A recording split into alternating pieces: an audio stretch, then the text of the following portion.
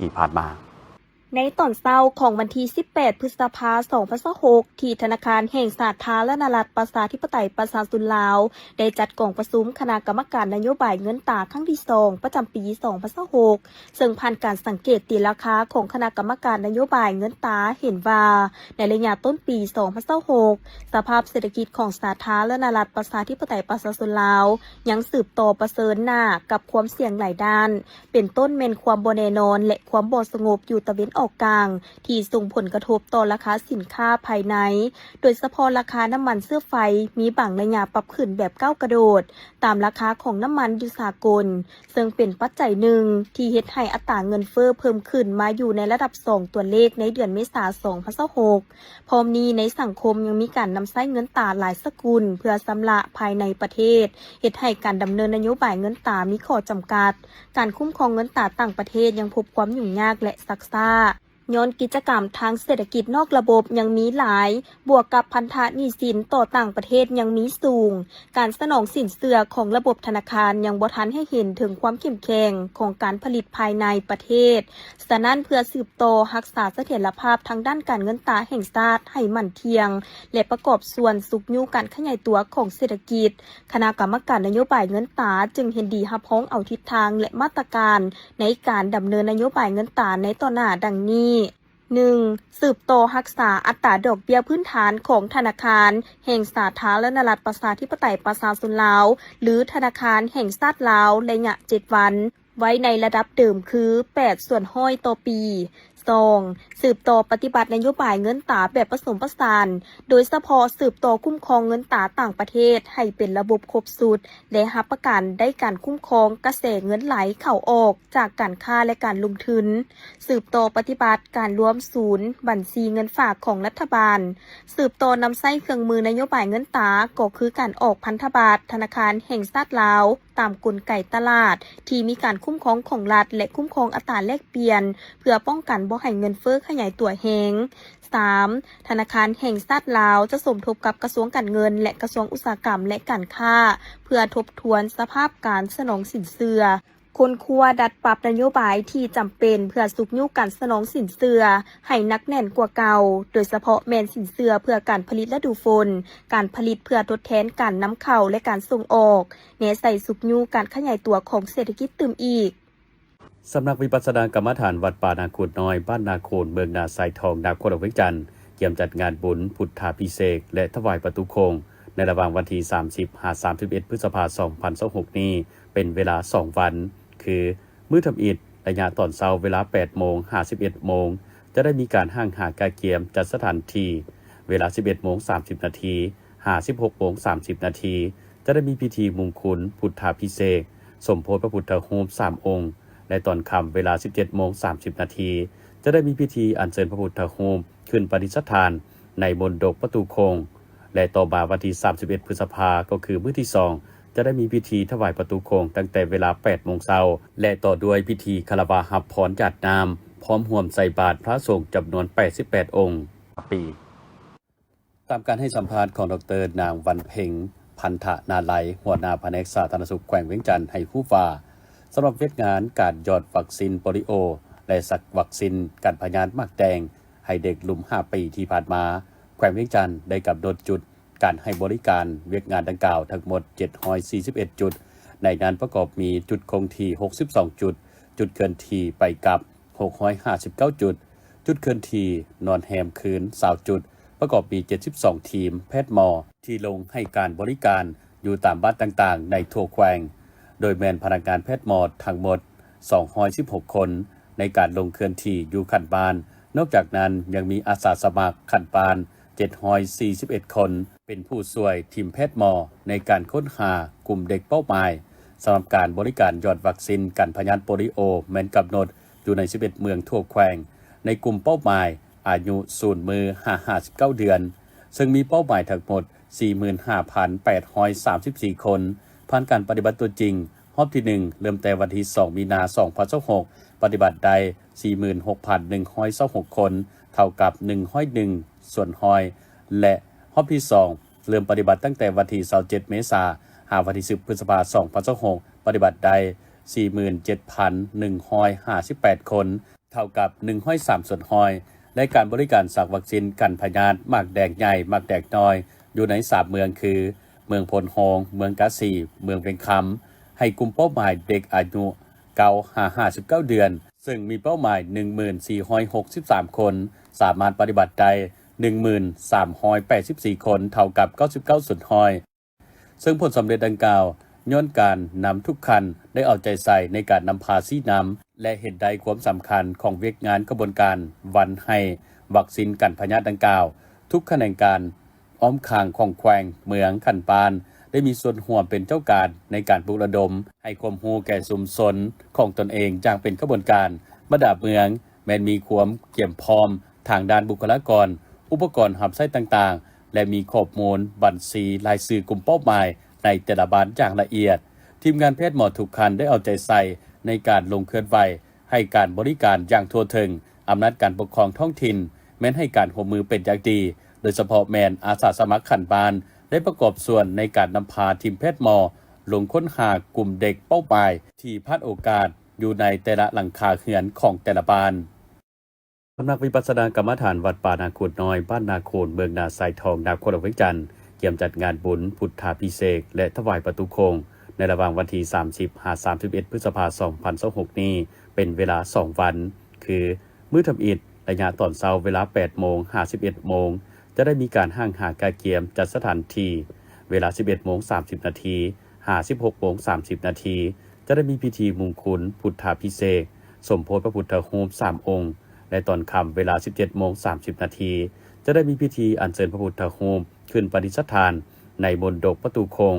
และต่อมาวันที่31 พฤษภาคมก็คือมื้อที่2จะได้มีพิธีถวายประตูโคงตั้งแต่เวลา 8 โมงเช้าและต่อด้วยพิธีคารวะรับพรญาติน้ำพร้อมร่วมใส่บาตรพระสงฆ์จำนวน88 องค์นครหลวงจันทร์โดยการเข้าร่วมของท่านดร.ไพวันแก้วประเสริฐรองรัฐมนตรีกระทรวงสาธารณสุขมีอุปทูตสั่วขาวสหรัฐอเมริกาประจำลาวผู้ตั้งหน้าองค์การอนามัยโลกประจำลาวห้องหัวหน้ากลุ่มควบคุมพยาธิติดต่อ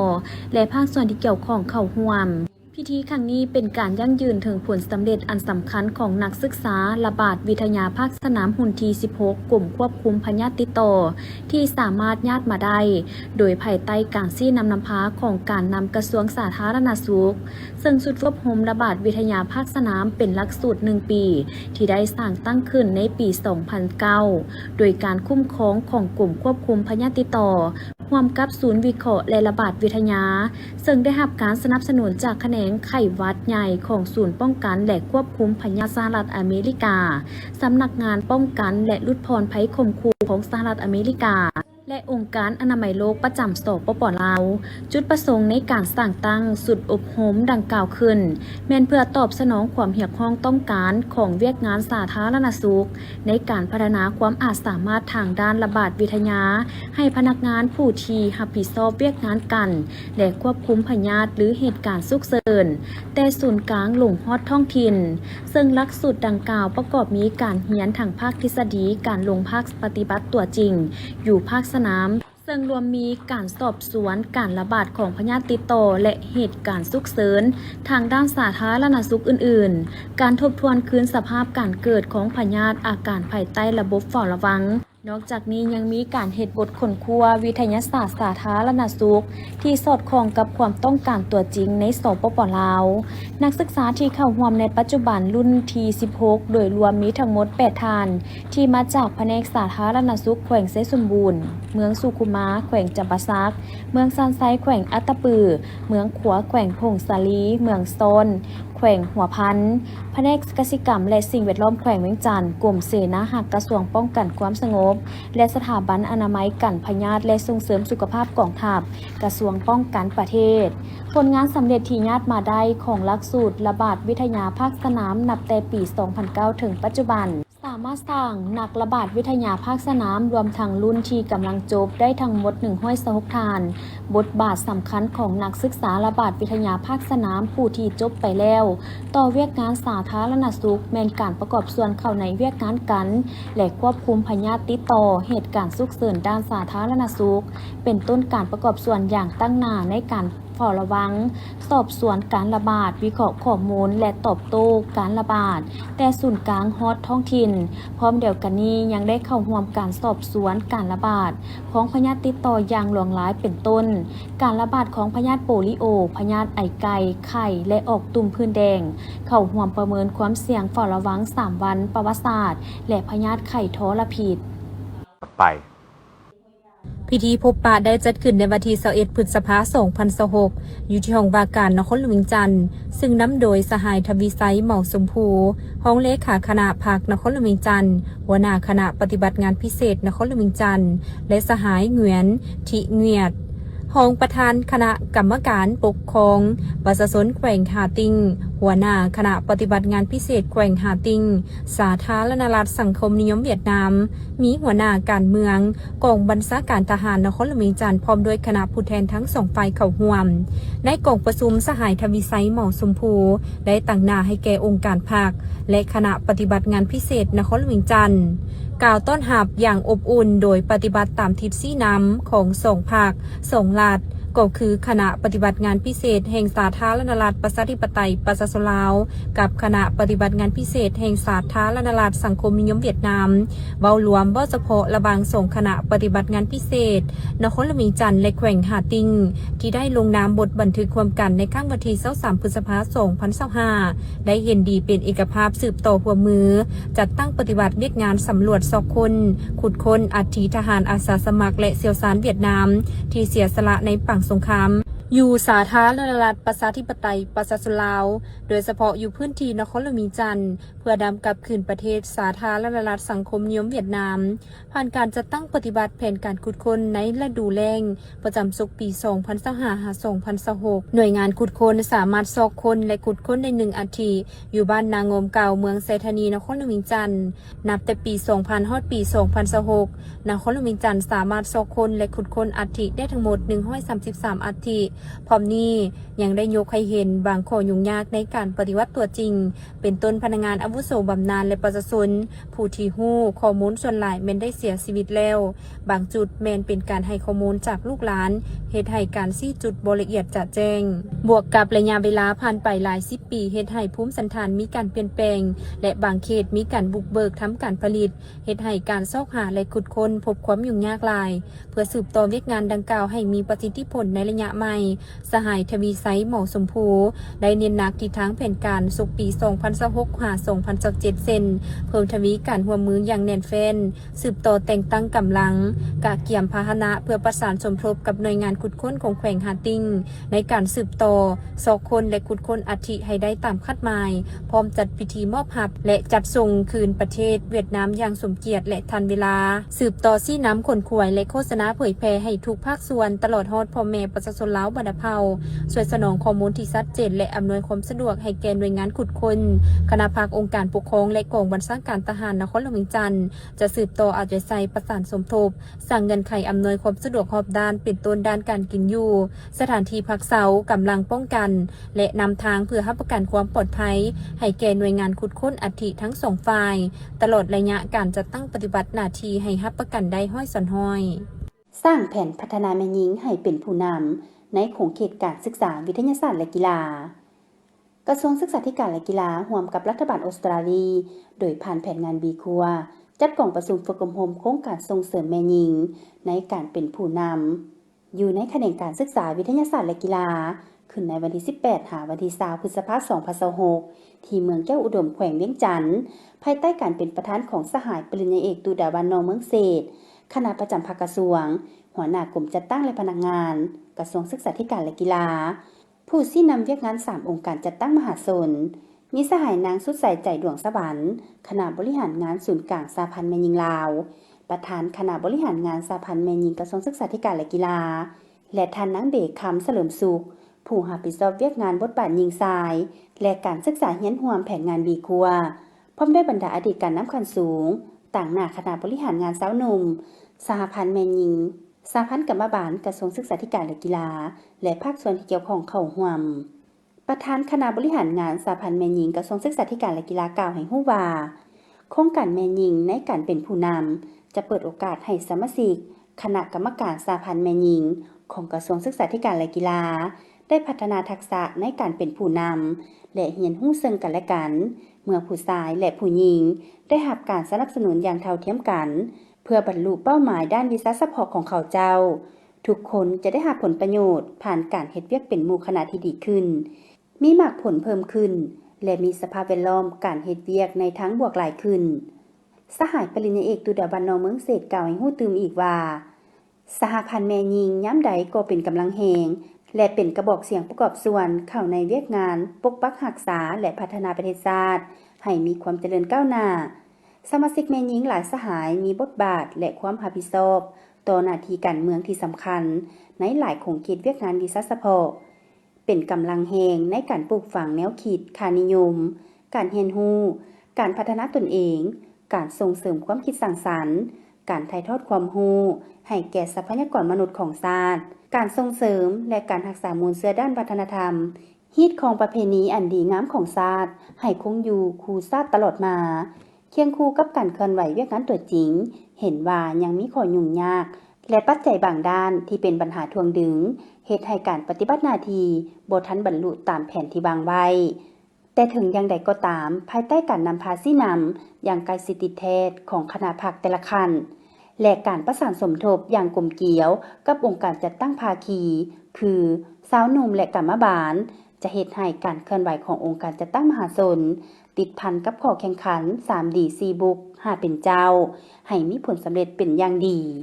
ในกองประชุมผู้เข้าร่วมยังได้พร้อมกันค้นคว้าและกำหนดเนื้อในใส่ห่างข้อตกลงว่าด้วยการจัดตั้งและการเคลื่อนไหวของสหพันธ์แม่หญิงกระทรวงศึกษาธิการและกีฬาให้มีความชัดเจนบนพื้นฐานถูกตามระเบียบการและนิติกรรมที่วางไว้พร้อมทางค้นคว้าประกอบความคิดเห็น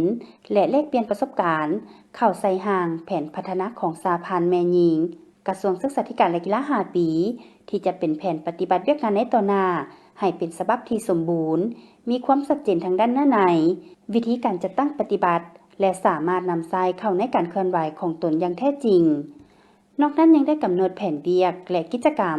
ที่ชัดเจนในการร่วมมือกับแผนงานบีครัวแต่ปี 2026-2028 ให้เป็นแผนงานละเอียดเพื่อนำเสนอและรายงานต่อคณะพรรคคณะจีนนักข่าวความสงบรายงานในวันที่ 18 พฤษภาคม 2026 กรมตำรวจคุ้มครองการท่องเที่ยวร่วมกับกรมตำรวจคุ้มครองคนต่างประเทศกลุ่มใหญ่สันติบาลกระทรวงป้องกันความสงบได้ประสานสมทบกับภาคส่วนที่เกี่ยวข้องเข้ามางกลุ่มแก๊งส่อโกงสับทางโทรคมหรือสแกมเมอร์อยู่โรงแรมแห่งหนึ่งเขตบ้านธาตุหลวงเหนือเมืองไสเสฐานครเมืองจันทร์ผ่านการกวดกาพบเป้าหมายที่เป็นกลุ่มแก๊งส่อโกงสับทางโทรคมจำนวน 88 คนยิง 11 คนมี5สัญชาติในนี้มีผู้ถูกหาสัญชาติเวียดนามจำนวน50คนจีน35คนเมียนมา1คนเกาหลีใต้1คนและสัญชาติลาว1คนนอกนั้นยังได้ยึดเครื่องของกลางเป็นคอมพิวเตอร์ตั้งโต๊ะโทรศัพท์มือถืออีกจำนวนหลายในวันที่20 พฤษภาคม 2026 ท่านนางวิไลวรจันทละตีรองประธานคณะกรรมการปกครองนครเมืองจันทร์ได้ลงเยี่ยมยามและเฮ็ดเวียกร่วมกับแผนกวัฒนธรรมและการท่องเที่ยวนครเมืองจันทร์ซึ่งมีคณะแผนกและพนักงานเข้าร่วมในกองประชุมท่านสอนไซศรีสุพันธ์หัวหน้าแผนกวัฒนธรรมและการท่องเที่ยวนครเมืองจันทร์ได้ผ่านบทรายงานการจัดตั้งปฏิบัติเวียกงานที่พ้นเด่นในระยะ4เดือนต้นปีเดือนมังกรเมษายน 2026 ผ่านมาซึ่งมีหลายผลงานการเคลื่อนไหวที่สำคัญเช่นเวียกงานวัฒนธรรมสามารถสร้างครอบครัววัฒนธรรมใหม่ได้154ครอบครัวเท่ากับ 12.83 ส่วนห้อยเทียบใส่แผ่นปี 1,200 ครอบครัวอยู่บ้านสะพังขนงเมืองไซธานีได้ลงกวดกาสถานที่ขออนุญาตดำเนินธุรกิจทางด้านวัฒนธรรมการขออนุญาตใหม่และสืบโตในเดือนพฤษภาคม 2026 มีจำนวนทั้งหมด63หัวหน่วยออกอนุญาตเพื่อสืบโตผ่านเนื้อในป้ายโฆษณาทั้งหมดได้62หัวหน่วยและออกบัตรถ่ายรูป1หัวหน่วยหอพิพิธภัณฑ์สถานปู่ฮานได้ต้อนรับแขกนักท่องเที่ยวทางภายในและต่างประเทศภายใน4เดือนมีแขกเข้าชม3แหล่งท่องเที่ยวทั้งหมด 88,040 เถื่อคนคนลาว 7,411 เถื่อคนคนต่างประเทศ 8629 เถื่อคนเวียกงานการท่องเที่ยวได้ประสานสมทบกับกรมตำรวจกวดค้นเข้าออกเมืองสถานที่ท่องเที่ยวในการนำเอาข้อมูลตัวเลขสถิตินักท่องเที่ยวประจำเดือนเพื่อนำมาสรุปสั่งรวมเป็นอันละเอียดแล้วส่งต่อให้กรมพัฒนาการท่องเที่ยวเป็นปกติซึ่งมีจำนวน 86,591 คนนักท่องเที่ยวต่างประเทศ 785,322 คนสั่งรวมจำนวนนักท่องเที่ยวของบริษัทท่องเที่ยวที่ผ่านมาเอกสารนำเข้านักท่องเที่ยวภายในเดือนมีนาคม 2026มีจำนวนทั้งหมด 271,765 คนและออกอนุญาตสืบต่ออพาร์ตเมนต์23หัวหน่วยออกอนุญาตสืบต่อห้านอาหาร10หัวหน่วยออกอนุญาตสืบต่อธุรกิจโรงแรม66หัวหน่วยในโอกาสที่มีความหมายสำคัญนี้ท่านนางวิเลวรจันทละตีได้มีคำเห็นซี่น้ำบางเวียกงานของแผนกดังกล่าวเพื่อเฮ็ดให้การปฏิบัติเวียกงานมีผลสำเร็จตามคาดหมายที่วางไว้พร้อมนี้ยังได้ร่วมปลูกต้นไม้อยู่พื้นที่ของแผนกวัฒนธรรมและการท่องเที่ยวนครหลวงจันทร์เพื่อเป็นการต้อนรับวันปลูกต้นไม้แห่งชาติวันที่1มิถุนายนที่จะมาถึงนี้พิธีดังกล่าวโดยการเป็นประธานของทานเอกชัยภูทรศรีห้องหัวหน้ากลุ่มสวยสากรมีคณะรับผิดชอบวิทยากรและนักสัมมนากรจากบรรดาเมืองในแขวงหลวงพระบางและแขวงสารวันเข้าร่วมผ่านการฝึกอบรมภาคส่วนที่เกี่ยวข้องได้ประเมินผลการเรียนรู้ในแต่ละโมดูลอย่างละเอียดเห็นว่านักสัมมนากรส่วนใหญ่มีความเข้าใจดีอย่างจัดแจ้งสามารถนำใช้ระบบและปฏิบัติตัวจริงได้ตามคาดหมายมีความรับผิดชอบสูงและเอาใจใส่ค้นคว้าบทเรียนตลอดระยะการฝึกอบรมในโอกาสนี้ทานเอกชัยภูทรศรีได้เน้นหนักถึงความสำคัญของการสร้างความเข้มแข็งให้แก่เจ้าหน้าที่สวยสากรท่ามกลางสภาพเศรษฐกิจที่มีความท้าทายซึ่งเป็นหนึ่งในแผนงานบุริมสิทธิ์ของกระทรวงการเงินในการหันเวียกงานคุ้มครองรายหับเข้าสู่ระบบทันสมัยเป็นต้นแมนการหันการเก็บรายหับทรัพย์สินเข้าในระบบแท็กลิสต์อย่างเต็มรูปแบบปรับปรุงกลไกการแจ้งมอบเพื่ออำนวยความสะดวกให้แก่ผู้เสียภาษียกระดับการวิเคราะห์วิจัยข้อมูลโดยการเชื่อมโยงระบบข้อมูลทางภายในและภายนอกให้กว้างขวางตอนท้ายท่านประธานได้แสดงความเชื่อมั่นว่านักสัมมนากรทุกท่านจะกลายเป็นขัวโตที่สำคัญในการนำเอาความรู้และบทเรียนที่ได้รับไปพันขยายและจัดตั้งปฏิบัติอยู่ท้องถิ่นของตน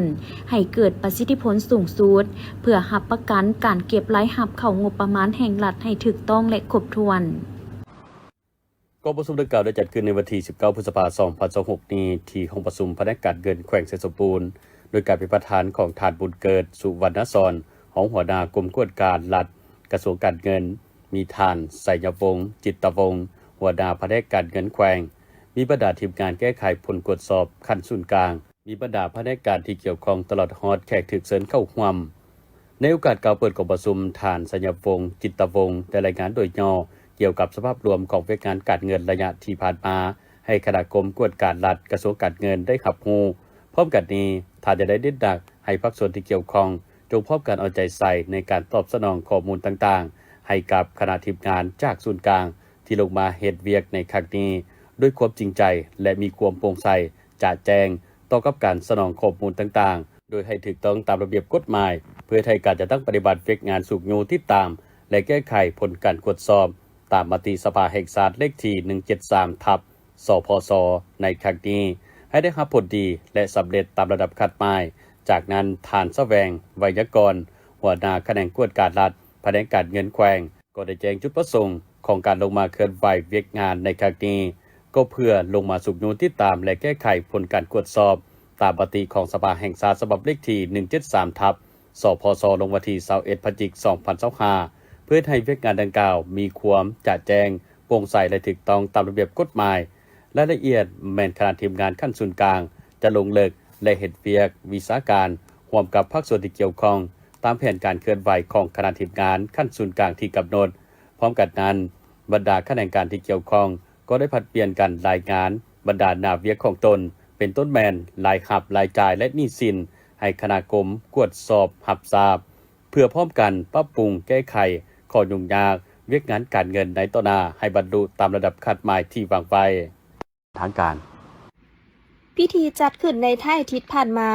โดยการเป็นประธานร่วมของสหายรัศมีเพชรลาวันเลขาหน่วยพักฮักทานหัวหน้ากองปฏิบัติคำตัดสินของศาลประจำนครหลวงเวียงจันทร์และสหายนางสุภาพรพรประเสริฐรองประธานสภาพันธ์แม่หญิงนครหลวงเวียงจันทร์มีบรรดาคณะพักฮักทานสมาชิกแม่หญิงของกองปฏิบัติคำตัดสินของศาลประจำนครหลวงเวียงจันทร์พร้อมด้วยแขกถึกเชิญเข้าร่วมในพิธีแขนงจัดตั้งกวดกาของสภาพันธ์แม่หญิงนครหลวงเวียงจันทร์ได้ขึ้นผ่านข้อตกลงว่าด้วยการสั่งตั้งฮักทานสภาพันธ์แม่หญิงฮักทานกองปฏิบัติคำตัดสินของศาลประจำนครหลวงเวียงจันทร์พร้อมทั้งผ่านข้อตกลงว่าด้วยการบ่งตัวแต่งตั้งคณะประธานสภาพันธ์แม่หญิงฮักทานแต่งตั้งสหายนางอนุรักษ์ศรีลาวงศ์เป็นประธานสหายนางสมแสวงผุยะวงศ์เป็นรองประธานและสหายนางแสงคำเพชรทะล้นเป็นคณะ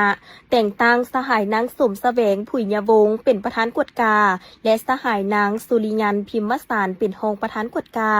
ตอนท้ายพิธีสหายรัศมีเพชรลาวันก็ได้แสดงความย่องยอสุมเสยต่อกับสหายที่ถูกแต่งตั้งและเสื่อมั่นว่าคณะแม่หญิงกองปฏิบัติคำตัดสินของศาลและสมาชิกแม่หญิงทั้งหมดจะสืบต่อทนุถนอมรักษาและเสริมขยายคุณลักษณะอันดีเด่นที่เป็นมูลเสื้ออันดีงามไว้ตลอดไปโดยเฉพาะแม่นการจัดตั้งข้อแข่งขัน3ดีของสหพันธ์แม่หญิงคือพลเมืองดีพัฒนาดีและสร้างครอบครัวดีและตั้งหน้าปฏิบัติเวียกงานของตนในแต่ละระยะเพื่อรับประกันการจะตั้งปฏิบัติทิศทางแผนการที่วางออกให้มีมากผลพร้อมนั้นสหายยังได้ให้ทิศที่นำต่อคณะสหพันธ์แม่หญิงฮักฐานเพิ่มทวีการปฏิบัติหน้าที่ตามพระบทบาทของตนที่กำหนดไว้ในกฎหมายกฎระเบียบของสหพันธ์แม่หญิงลาวเอาใจใส่ในการศึกษาอบรมการเมืองแนวคิดให้สมาชิกแม่หญิงด้วยหลายรูปหลายวิธีให้แทบเหมาะกับสภาพจุดพิเศษของแม่หญิงใส่เฮ็ดให้สมาชิกแม่หญิงมีน้ำใจหักซาดมีความเสื่อมั่นต่อการนำพาของพรรคเอาใจใส่ปรับปรุงการจัดตั้งให้นักแน่นเข้มแข็งในทุกด้านปรับปรุงแบบแผนวิธีนำพาวิธีเฮ็ดเวียกให้แท้เหมาะกับตัวจริงเฮ็ดเวียกแบบมีแผนการแผนงานโครงการละเอียดมีการสุกยูติดตามกฎกาประเมินผลตีราคาสรุปถอดถอนบทเรียนในแต่ละระยะอย่างภาวะวิสัยกองประชุมจัดขึ้นในวันที่20 พฤษภาคม 2566 อยู่ที่สโมสรเมืองโดยการเข้าร่วมของท่านบุญมีไสยวงศ์ประธานคณะกรรมการปกครองเมืองทั้งเป็นประธานคุ้มครองภัยพิบัติเมืองสีโคตะบองท่านสารพิษศูนย์วรวงศ์หัวหน้าแผนกแรงงานและสวัสดิการสังคมนครหลวงเวียงจันทร์พร้อมด้วยภาคส่วนเกี่ยวข้องในกองประชุมทานดวงจันทร์จันเจืองหัวหน้าของการแรงงานและสวัสดิการสังคมเมืองสีโคตะบองได้ขึ้นผ่านข้อตกลงว่าด้วยการแต่งตั้งคณะกรรมการป้องกันและคุ้มครองภัยพิบัติขันเมืองสีโคตะบองข้อตกลงว่าด้วยกองทุนคุ้มครองภัยพิบัติขันเมืองและบทสรุปการจัดตั้งปฏิบัติเวียกงานภัยพิบัติประจำปี 2025และทิศทางแผนการปี 2026ให้ฮู้ว่าในระยะ1 ปีผ่านมาเมืองสีโคตะบองได้มีเหตุการณ์ไฟไหม้เกิดขึ้นทั้งหมด3ครั้งส่งผลกระทบ2บ้านคือบ้านหนองบัวท้องเหนือ2ครั้งมี3หลังคาเรือนและบ้านเวียงคำจำนวน1ครั้งรวมเสียหายทั้งหมด4หลังส่งผลกระทบโดยกงต่อประชาชนจำนวน3ครอบครัว18คนบ่มีผู้บาดเจ็บและเสียชีวิตเรือนถูกเสียหายห้อยส่วนห้อย4หลังส่วนเหตุการณ์น้ำท่วมและพายุแม่นบ่มีทางของการแรงงานและสวัสดิการสังคมเมืองได้เหตุแจ้งการส่งลงกลุ่มให้60บ้านประกาศทางโทรโข่งบ้านแจ้งเตือนพ่อแม่ประชาชนให้เฝ้าระวังในเวลามีพายุฤดูร้อนพัดผ่านเข้ามาได้สมทบกับอำนาจการปกครองบ้านในเวลาเกิดมีอัคคีภัยไฟไหม้พร้อมทางลงติดตามและเก็บกำข้อมูลเพื่อช่วยเหลือส่งขอให้ทันสภาพการมาฮอดปัจจุบันทางเมืองยังบ่สามารถเปิดบัญชีกองทุนคุ้มครองภัยพิบัติอยู่คลังเงินประจำเมืองสีโคตะบองและอยู่ธนาคารได้เทื่อเนื่องจากว่ายังรอท่าการอนุมัติเหตุการณ์ประทับซึ่งคาดว่าจะได้รับการอนุมัติในไวๆนี้และสามารถเปิดบัญชีได้สำหรับเรียกงานแก้ไขฉุกเฉินในผ่านมาแม่นภาคส่วนที่เกี่ยวข้องก็คือห้องว่าการปกครองเมืองห้องการโยธาธิการและขนส่งห้องการกสิกรรมและสิ่งแวดล้อมและองค์การปกครองบ้านให้ติดตามเฝ้าระวังพร้อมรายงานความคืบหน้าเป็นระยะลงเก็บกำข้อมูลและลงมอบเครื่องช่วยเหลือให้แก่ครอบครัวที่ได้รับผลกระทบจากอัคคีภัยไฟไหม้เรือน ส่วนในต่อหน้าเพื่อเฮ็ดให้เวียกงานคุ้มครองภัยพิบัติได้รับการจัดตั้งปฏิบัติอย่างมีผลสำเร็จแง่ใส่ลดพรการสูญเสียด้านชีวิตและทรัพย์สินของรัฐของพ่อแม่ประชาชนแม่นจะได้เอาใจใส่เพิ่มทวีการป้องกันการควบคุมและการฟื้นฟูหลังภัยพิบัติต่างๆให้มีความเข้มแข็งและสามารถจัดตั้งปฏิบัติอย่างมีประสิทธิผลพร้อมจัดตั้งปฏิบัติให้เป็นระบบระเบียบและเป็นเอกภาพกันในแต่ละขั้นเหตุแจ้งการหาคณะกรรมการขึ้นบ้านให้มีการกักเกี่ยมและเฝ้าระวังพร้อมแจ้งเตือนประชาชนในเขตที่มีความเสี่ยงเพื่อเกี่ยมพร้อมรับมือภัยพิบัติที่อาจจะเกิดขึ้นในช่วงระยะเวลาต่างๆสร้างแผนจุดความเสี่ยงและแผนเกี่ยมความพร้อมรับมือกับภัยพิบัติประจำปีขึ้นสร้างแผนงบประมาณเพื่อรับใช้ในการจัดตั้งปฏิบัติเวียกงานภัยพิบัติของคณะกรรมการป้องกันและคุ้มครองภัยพิบัติอยู่ภายในเมืองตน